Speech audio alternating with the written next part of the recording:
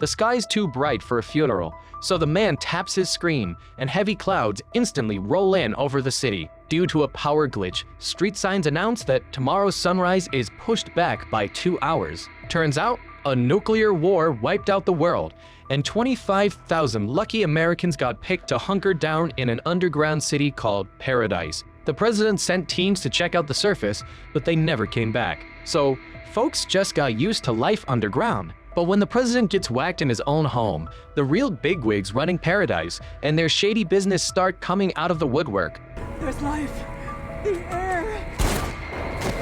Before he bites the dust, President Cal secretly asks Shrink to Robbie to warn Agent Xavier that Agent Billy's bad news. Xavier can't bet his buddy off the president, so he wants to hear it straight from the horse's mouth. But Billy's feeding him a lie about being on duty to dodge meeting up. In the records room, Xavier's floored to find Billy's got a rap sheet a mile long. How'd he make the cut for Paradise? Even fishier, most of Billy's files have been wiped clean. Clearly, the guy's got some skeletons in his closet. Xavier takes a trip down memory lane, 3 years back. When the nukes hit, he's in line with his 2 kids to get into Paradise. He's all torn up about losing his wife when Billy comes over and asks for help keeping things in order. They end up working together, watching the president's back. Billy spills that he had it rough growing up and did some stuff he's not proud of. He figures if Xavier knew, he might not want to grab a beer with him. But Xavier doesn't sweat it and even invites him over to meet the kids. Just like that, Billy becomes part of Xavier's family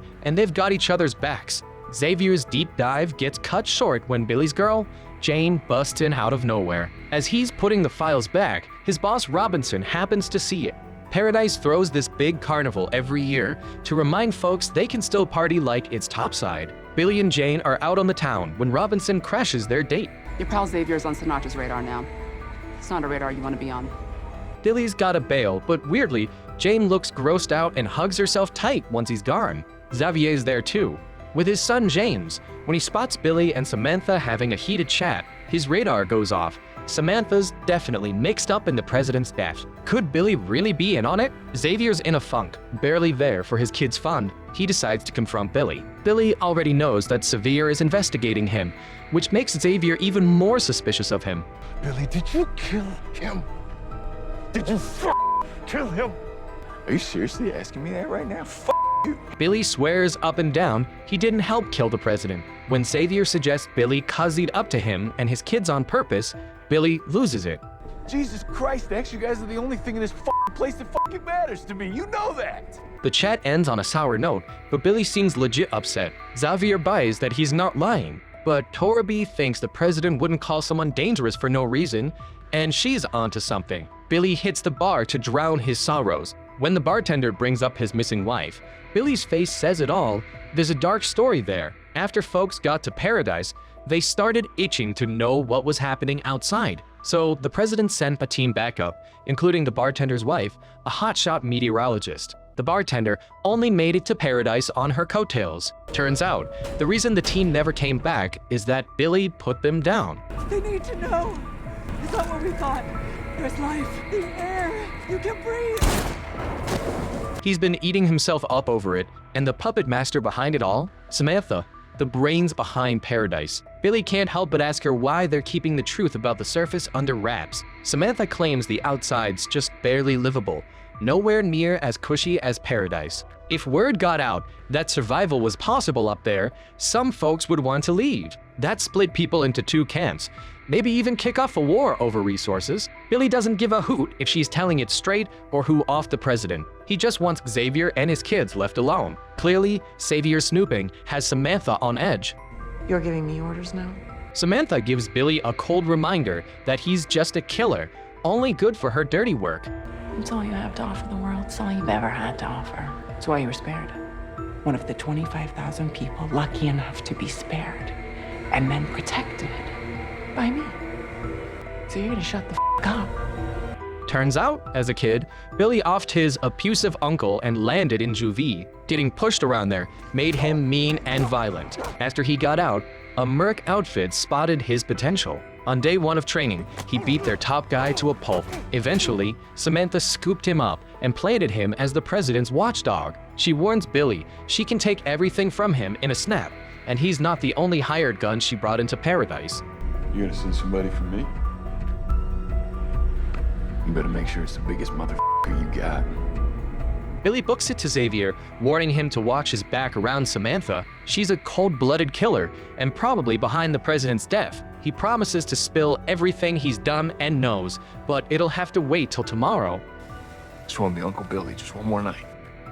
Exhausted, Billy heads home and apologizes to Jane for bailing on the carnival. She's all sweet about it, even whips up some snacks and drinks. But right after he knocks one back, his heart goes haywire and he hits the floor. Jane, cool as a cucumber, pulls on some gloves and sprinkles drugs on the table, setting it up to look like an overdose. You told her to send the biggest motherfucker she had. I'm it, baby.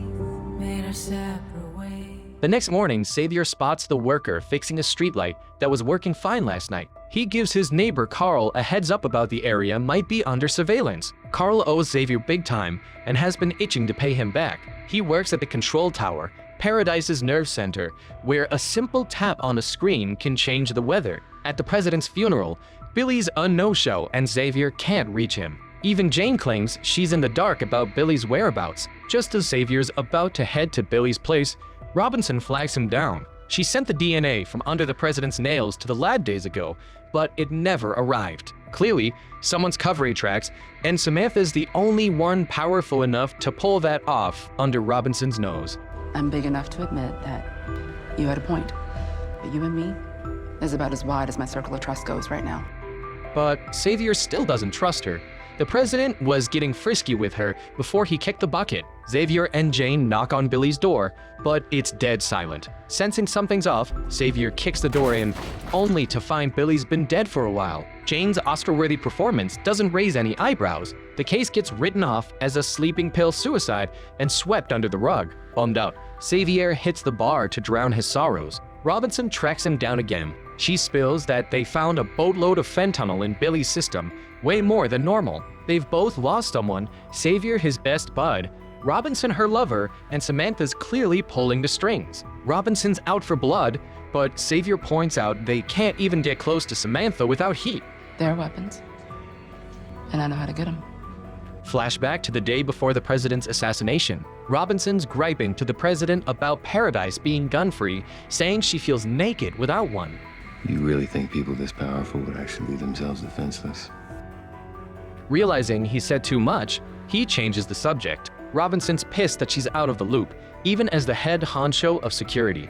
The president's old man's got dementia, always spouting nonsense. Every time he sees Billy, he calls him the sniper. The president patiently corrects him, saying Billy's there to keep him safe. You thought they were all lost at sea, those four.